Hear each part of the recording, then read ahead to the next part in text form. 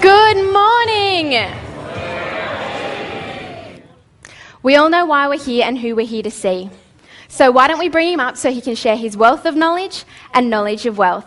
Please put your hands together and give him a very warm welcome to the stage for Mr. Jamie McIntyre.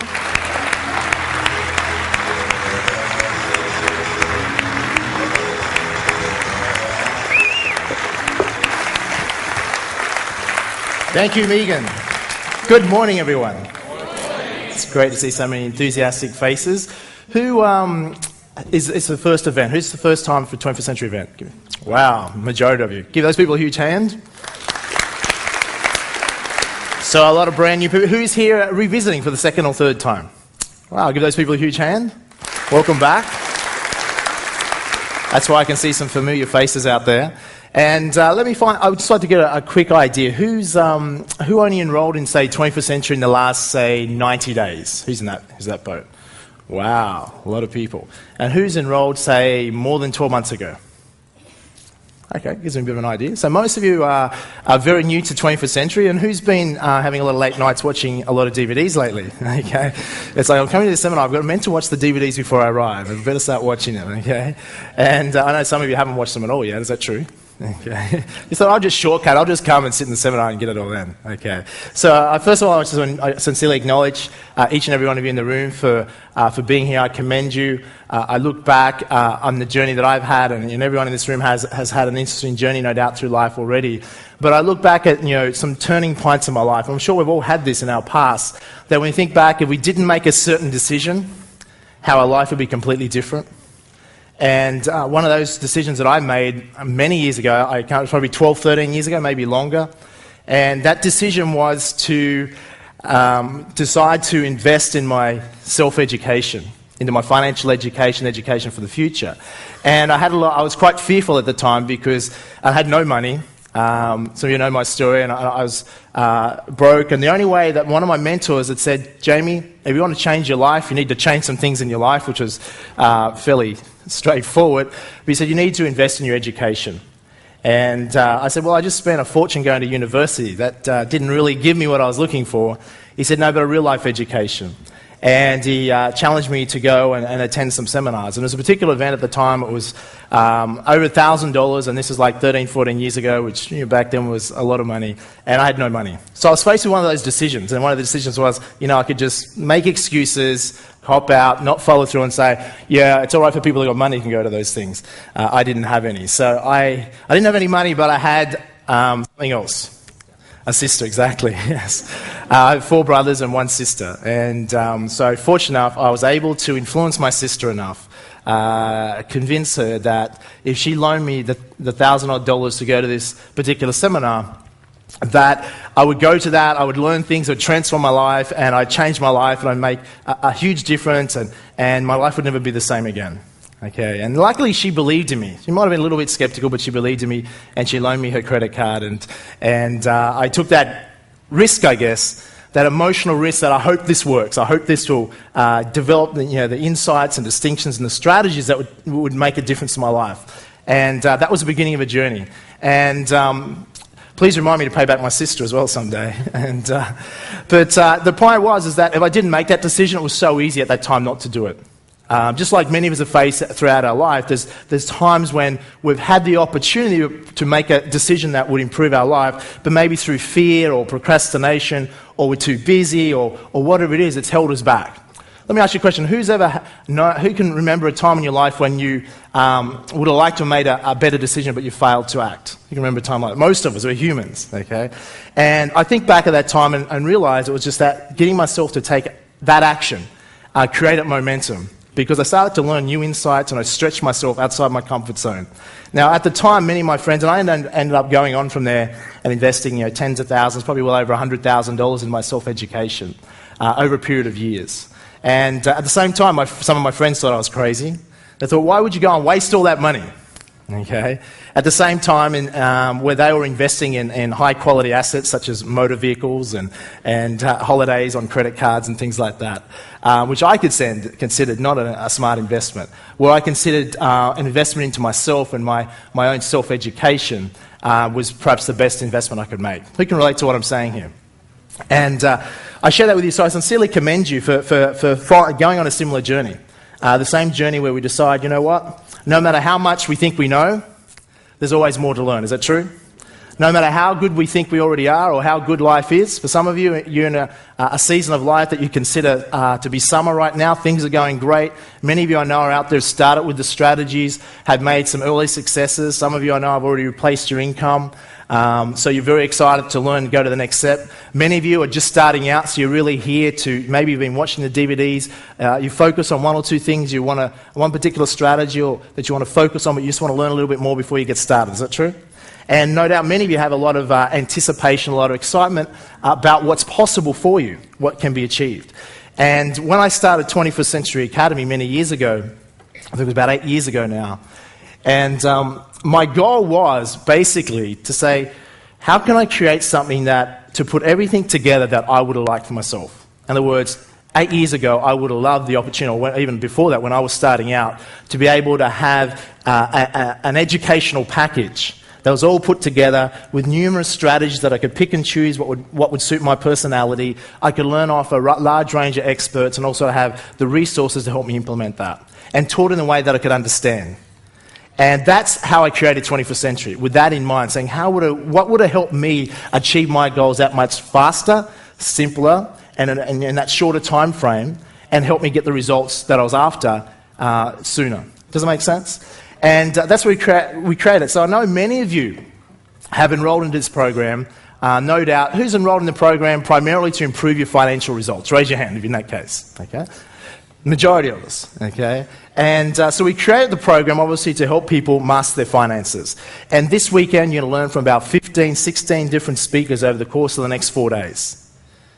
And we're going to teach you a large range of financial strategies. You're going to learn all sorts of strategies. Who's excited about the idea of learning how to make money while you sleep? Raise your hand. Okay. And let me give you a quick idea, though. It's important this weekend that you don't fall to sleep while I'm trying to teach you how to make money while you sleep, as it may not work. Who's excited about learning some instant cash flow strategies? Okay, for many of you, many people are motivated because you might be in a job that you're not that passionate about, and you'd like to have the choice of not having to go to work on a Monday morning. Is that true for some of you? That's your driving force right now. Some of you have very different goals. You just might want to supplement your income, or you just want to learn more. You're just into learning, and you want some new experiences and things like that. So you're going to learn a whole range of strategies. We're going to have real estate speakers for you as well this weekend. You're going to learn strategies, how to buy property virtually no money down. I'll personally cover about 7 or 8 ways that I know how to do that. And we'll have 3 or 4 different speakers on a whole range of different real estate strategies. We also have, I know many of you are very looking forward to the share strategies. And we'll have a whole range of share strategies, including instant cash flow strategies as well. Then we'll have some new strategies as well, as far as how to buy shares at a discount, how to go about turning a negative geared property portfolio into a positive geared portfolio. For many people, that's interesting. So there's a whole range, and what we designed this program to be is I didn't just want to teach you the strategies that I used. Of course, I'll teach everything that I know and what's worked for me, but I didn't just want to teach that, because everyone in this room is different. Is that true? Everyone's at a different point in your life. Everyone's starting at a different financial base. So what I wanted to create was a range of strategies, knowing that everyone has a different personality. Because I look back on my financial journey over the last decade or so, and if I was starting out now, I would probably do some strategies differently. Does it make sense? Because when I was first starting out, I didn't know about renting shares, for instance. I didn't know how to buy property, no money down in the beginning. I got started, and then I eventually learnt those things later, and was able to accelerate my results. I didn't know about renting shares in the beginning. Does it make sense? So when you learn a lot of the strategies up front, you can make maybe even better decisions. So what I wanted to create was like an environment where you have a large range of strategies to access. The greatest challenge for many of you will come in 4 days is, many of you, people out there, before you find out about 21st Century, it's like, is there a better way? Is there a better way? Is there ways out there to become wealthy? Is there ways to achieve a greater result? And that was perhaps a challenge for many people before you learn about this information. Well, the new challenge you have after these 4 days is not, is there a way? It'll be like, Is there too many bloody ways to do it? And so I'm saying, well, which one do I choose? I was thinking about doing this speaker's really exciting, he's talking about this, that seems like me, and you think, yep, that's what I'm going to focus on. And then someone else comes along with another brilliant strategy. It's like, well, now I'm not really sure. I like that one, I like that one, I like this strategy. Can I do them all? Okay. And eventually, and some people will do many strategies. The good news is this. Generally, you only need one strategy to get a result. Does it make sense? Some of you will combine strategies, and we'll look at that. I've combined strategies over time, but often the key is just getting started. So I will wrap up on near the end of the seminar, and I'll go over a way to look at how you work out what's the best strategy for you, knowing that it's different for everyone. The good news is you have a choice. It doesn't really matter what strategy so much. It's the result that you're after. Does it make sense? And getting that result. I also respect in the room here, there's many people that already are sophisticated investors, people that already are self-made millionaires in the room. And my goal this weekend is certainly not to give financial advice, even though I am licensed to give general advice. It's not my goal. As many of you know, I'm a big believer in education as opposed to advice. I believe most of the world's problems, particularly financial problems, can be solved through education. I believe over-regulation is a poor second strategy to education.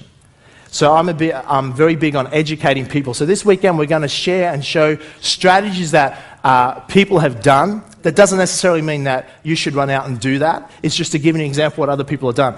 Ultimately, to become a sophisticated investor, we're going to learn and then decide what's best for us. Does it make sense? And as opposed to taking advice, because in life we have two choices. We either learn and educate ourselves, which I know I'm speaking to the converted here because you decided to take that route and say, you know what, I'm going to learn how to become a self-educated investor. Or if we don't, we're at the mercy of needing to rely on other people for advice. Does it make sense? And I'm a big believer in that taking advice around money is highly risky. And some people might say, well, Jamie, isn't that why I'm here? No, I'm going to suggest why you're here is to get educated, so you can educate and make more informed decisions. Blindly just taking advice off other people in financial areas, I consider the risk because most of the financial services industry is based on commission. In other words, most people in that industry have an agenda. Not in all cases, but in most cases. And as therefore, an uneducated consumer is at the mercy of a commission-driven industry. And I've seen that in Australia, and happens in most Western worlds, but in Australia it's probably the worst. And as a result of that, many Australians have achieved less financially, especially in the last decade, than they could have if they had invested in their self-education many years ago. Does that make sense? A lot of people try and save themselves money, and we all know that ignorance is far more expensive than investing in several $1,000s into our own education. Who's following what I'm saying here? Okay, and I found that to be true. I mean, the education I've got for myself over the years, and I continually go to seminars, continually learn, because I know a few $1,000s invested, if I can just pick up one idea, what is that one idea worth to me in a matter of months on my return, but in a matter of years, over a lifetime. And I know many of you are very excited here, and you focus on the short term. Okay, I know some of you are focused like, well, I'm going to give this a go for 6 months. If I'm not retired in 6 months, I'm going to throw the box away. Okay. No, I'm just joking. I'm sure you're not like that. But I know it is possible. We've designed the strategies. So I know from a psychology viewpoint, there is strategies. If you can see results in a short period of time, it will create natural motivation. Does it make sense? Like if you can go out and be doing strategies like share renting and generating enough income to supplement, or in some people able to replace their income in a 90, 180-day period, that certainly is enough in just one strategy to transform someone's whole life. All of a sudden they can make as much money in 30 minutes a month as they are working 160 hours a month. It really changes someone's perception about money and their life, and it gives them choices. And I know many of you maybe like your job and you don't necessarily want to quit your job. What you like, you'll find that you'll be able to enjoy your work and your career more, knowing that you don't have to rely on it so much for money. Who's following what I'm saying there? So I appreciate there's people in the room that are sophisticated. I also understand that majority of people are just starting out. Some of you are probably people in the room that are starting at a zero base financially. Okay, and some people say, will these strategies work, Jamie, if I have no money? And I say, you know what? When I was starting 13, 14 years ago on this financial journey, I wish I was starting at zero. Does that make sense? Unfortunately, I was starting well below zero, and just to get back to zero, hey, that was a good feeling. So if you're starting at zero, you should be grateful about that. Most of you are starting well above zero. Most of you are in a position where you have a home, you have equity, and as a result of many of these strategies, you can rapidly accelerate where you're going and put you in a very good position. It doesn't matter where you're at, it's where you're going. So, and that's what's important. So we're doing our best to certainly cater for everyone and to make it as simple and as effective as possible. And some people say, Jamie, well, if it's that simple, you make it sound so simple to become wealthy in this country. If it's that simple, then why isn't everyone rich? Who's ever thought that before? If it's that simple, why isn't everyone rich? And you've probably heard me talk about this on the DVDs and things like that. And I was thinking about this only the other day. I was invited to a game of polo. Who's ever been to a game of polo before? Okay, it was my first time ever to a game of polo, and it's that elitism type sport. So I'd never been to a game, so I was invited and went to that. And at polo, obviously a lot of wealthy people associated with polo, and a lot of the old money in Australia, in particular, like a lot of older wealth. And it was interesting having some conversations with some of these older gentlemen, and they were curious what I did and things like that, and having a conversation with them. But what it made me realise, and I was thinking about Australia, and some people think, is it so, as many people have such a scepticism, almost a cynicism, around is it possible to become rich? Is it possible to become wealthy in this country? And sometimes I think to myself, I'm thinking, it's understandable human nature to have a level of skepticism or cynicism. If we went out there right now today, and most people in Australia believe the way they're going to become millionaires is to do what? Win the lotto. Exactly, win lotto, buy lotto tickets. And because a lot of people, you said, what do you think is it possible for the average person to become rich in 2, 3, 4, 5, 10 years? What would the average person say? They wouldn't believe that's possible. Now, what I find is I have a very different view.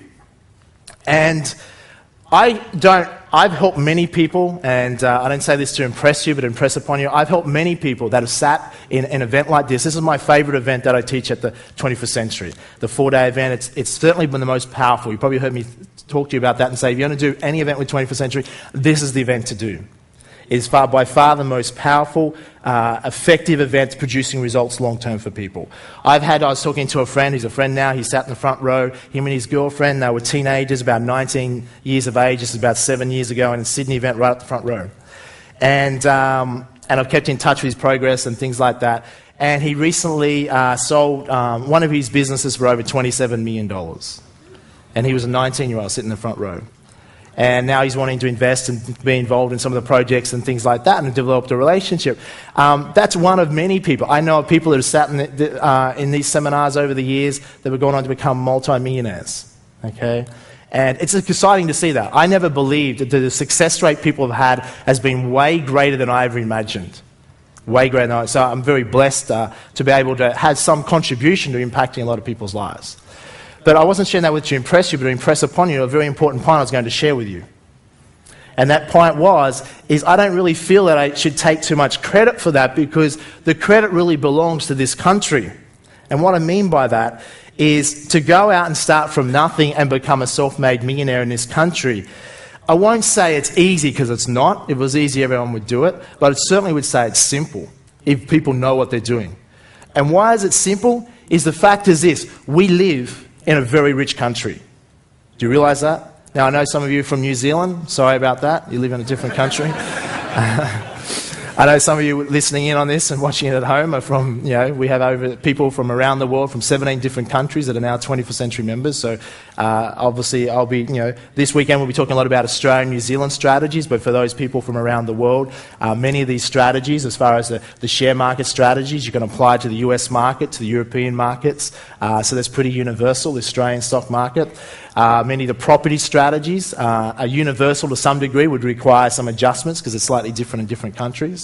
But every other strategy, internet and business and things like that, is all universal because we now live in a very globalised world. So it doesn't really matter whether you're in Australia or wherever. But I'm going to talk about Australia a lot more because obviously majorities are Australians and I'm Australian myself, but it's a good example. New Zealand's a very similar country in many ways as far as wealth. My point is this, Australia is an incredibly wealthy country. that if you divided all the wealth in this country, everyone would automatically become a millionaire. Do you realise that? We're an incredibly rich country with a very small population. For someone to become rich in this country is really not that big of a deal. Does it make sense? And a lot of people don't see it that way. And the challenge with that is because people in life as humans, what we need is contrast. How do we know if something is good? We know something is good to compare it to something that is bad. Does it make sense? How do we know, good versus evil, good versus bad? In other words, it's the contrast. How do we know when it's daylight? We see daylight because it's a contrast to darkness. Does that make sense? Now, if someone is born into this country, and we've had some changes in our country in the last week, is that true? Some changes in government and things like that. And some of those changes you would see as far as political changes even, come out. If you look at young people today, they're born into a country that has never experienced, and most young people, Generation Ys, even Generation Xs, I'm a Generation X, since my working career started, we've never experienced a recession. We lived, but think about the contrast. People born into that grow up and there's always plenty of jobs around, low unemployment, low interest rates, we have a booming economy. They have no contrast. They could accept that that is normal. But if we went back through time and we went overseas to other countries, we would realise we would then have the contrast. Did you realise that if people that migrate to Australia are 4 times more likely to become self-made millionaires than people that are born here? Do you realise that? Now that's good news for some of you. Is it true? For some of you going, damn, that's my problem. I was born here. It's my parents' fault. Nothing I can do about that. Okay? But when you think about that, what is the difference? Why are immigrants that migrate to Australia 4 times more likely to become self-made millionaires than people that are born here? And I'm going to suggest to you there's a few reasons for that, but the biggest reason is, guess what? Do you think if someone comes from a country with less wealth, less opportunity, then they have a greater contrast when they come here and realise how lucky this lucky country is? Who thinks that might be true? Because they have that contrast. Yet if you're born in this country and you don't ever travel or get to see impoverished countries, then we could take the wealth that we have in this country for granted. We could take and say that's normal, and we could even perceive we're not wealthy. And the greatest challenge I've had in helping people become wealthier, not just financially but emotionally, is get them to understand that they already are wealthy. They already are wealthy. And this is one of the first challenges that I faced. It's one of my earliest mentors. He said, and this is like, I'd probably, as I said, 13, 14 years ago, I had started the business at a young age in telecommunications. It failed. I was almost bankrupt, in a lot of debt. And I went and searched for a mentor. And what he said to me, a couple of things. It was fairly blunt with me. He wanted to test my level of commitment. Because is it true in our country, if we asked, who wants to be a millionaire?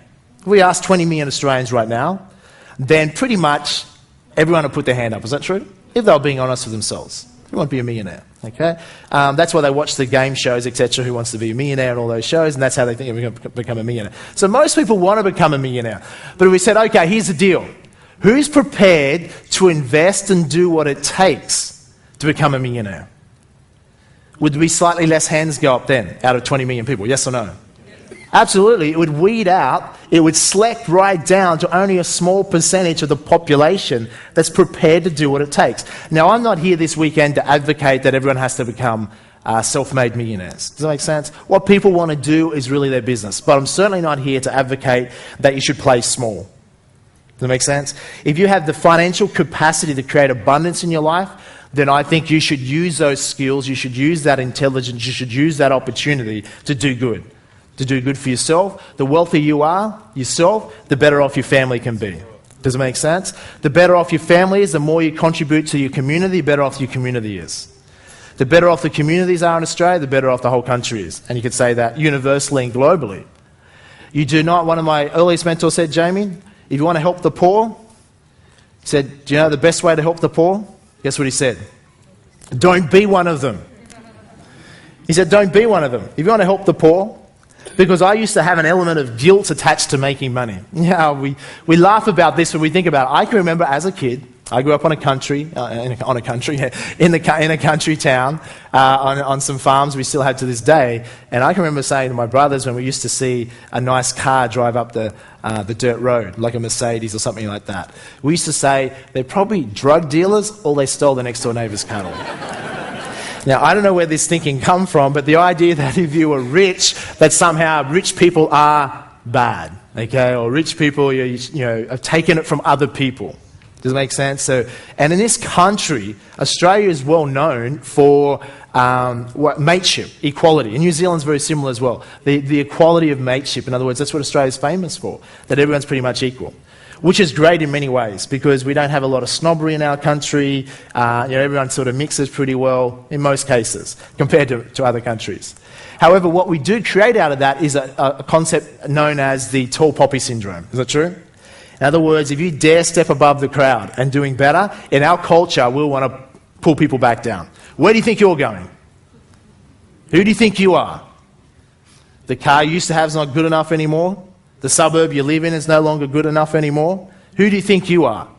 And we want to, pull people down the tall poppy syndrome. So we have to be aware of that, because you're going on a journey here. If you're not wealthy already and choosing to become a focused, dedicated investor, because Peter Costello told us not that many years ago, he said, basically in the future, Australians will have to become self-funded retirees. You may have heard him say that. Now, it was probably no surprise to most of us, because he said the amount of people that are going to be retiring and requiring support is going to be double the amount of people that are going to retire in the future, and the amount of people that are going to be working in jobs is not going to increase. Mainly predominantly because of the baby boomers. Raise your hand if you're a baby boomer. Okay, quite a few people in the room. Some of you are baby boomers and don't realise. You're a baby boomer if you're born between 1946 and about 1964. Yeah, Americans have a slightly different dates. Okay, so some of you are going, I am a baby boomer. Okay, just weren't willing to admit it. So what happened, baby boomers, was after World War II, all the soldiers come back from the war, and there was an explosion in the world's population. Is it true? There's probably no TV back then, I don't think, in 1946. And whatever went on, there was a big explosion in the world's population, and baby boomers were born. Now, baby boomers are moving towards what age? Retirement age. The eldest of them are starting to move into that. The rest will be moving over the next 10, 15 years. And that drives a lot of trends. When I first started my career, the majority of people in my events were showing up with baby boomers. In other words, my parents' age group were coming to learn off my age group, Generation X. Does that make sense? And it's interesting. Now it's changed a lot. Probably 50% of baby boomers. A lot of Generation X's in the room. Is that true? Who's a Generation X? Okay, a lot of people. And also there's probably a few Generation Ys in the room. Who's a Generation Y? Okay. Who's the teenagers in the room? Can we give the teenagers a huge hand?